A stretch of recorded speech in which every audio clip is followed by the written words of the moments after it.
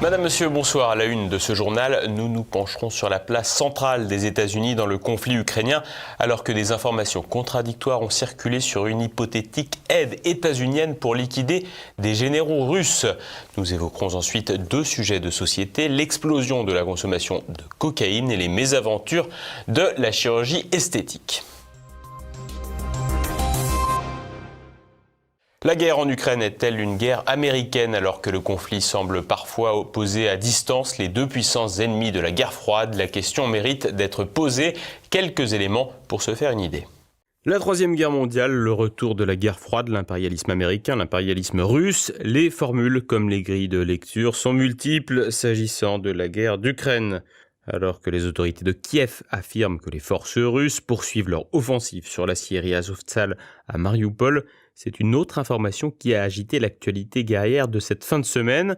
Washington aurait fourni des informations à Kiev pour cibler directement des généraux russes. Une information révélée par le New York Times mercredi. John Kirby, le porte-parole du Pentagone, a démenti cette information, expliquant qu'en revanche, les États-Unis transmettent des éléments et des renseignements pour aider les Ukrainiens à défendre leur pays, avant d'ajouter qu'aucune information sur la localisation de hauts commandants militaires n'était transmise.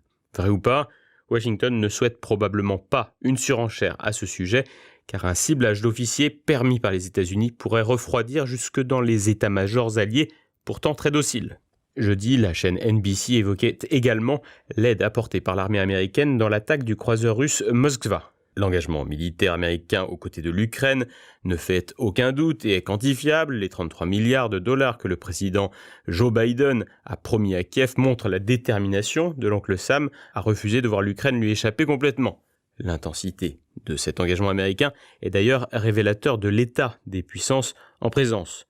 L'Union européenne, qui suit les États-Unis, n'est pas prête à s'investir autant pour l'Ukraine, et cela pour de multiples raisons. Hormis le coût et la capacité de fournir une aide, Bruxelles est divisée sur l'attitude à suivre, et si les élites cosmopolites européennes sont alignées sur Washington, elles savent cependant que l'extension du conflit sur leur continent aura des répercussions dramatiques pour les populations et probablement indirectement pour elles. Sur la question de l'armement de l'Ukraine, un sujet sécuritaire peut inquiéter les dirigeants européens, même s'il est peu médiatisé. En effet, une fois la guerre finie, que deviendront toutes les armes livrées en Ukraine? Seront-elles rendues à l'autorité étatique qui sera en place? Les guerres modernes ont rarement une fin analogue à celle du siècle passé, et le point final n'est jamais très clairement identifiable dans le temps, comme la chute de la Yougoslavie a pu l'illustrer. Une guerre de Yougoslavie qui, une fois la fin des intenses combats arrivée, a vu les armes de guerre utilisées être transférées sur le marché européen occidental par des mafias. L'armement des banlieues françaises s'est ainsi largement fait à partir des Balkans dès la fin des années 90. Avec l'Ukraine, la masse d'armes est beaucoup plus importante et les banlieues sont aujourd'hui bien plus denses. L'arrivée massive d'armes automatiques en Europe occidentale n'éclaboussera pas les États-Unis. Les néoconservateurs français, les plus extrémistes, se succèdent sur certains plateaux télévisés appelant à la guerre totale, la coupure du gaz et tant pis pour le petit peuple, ainsi qu'à un boycott de la culture russe.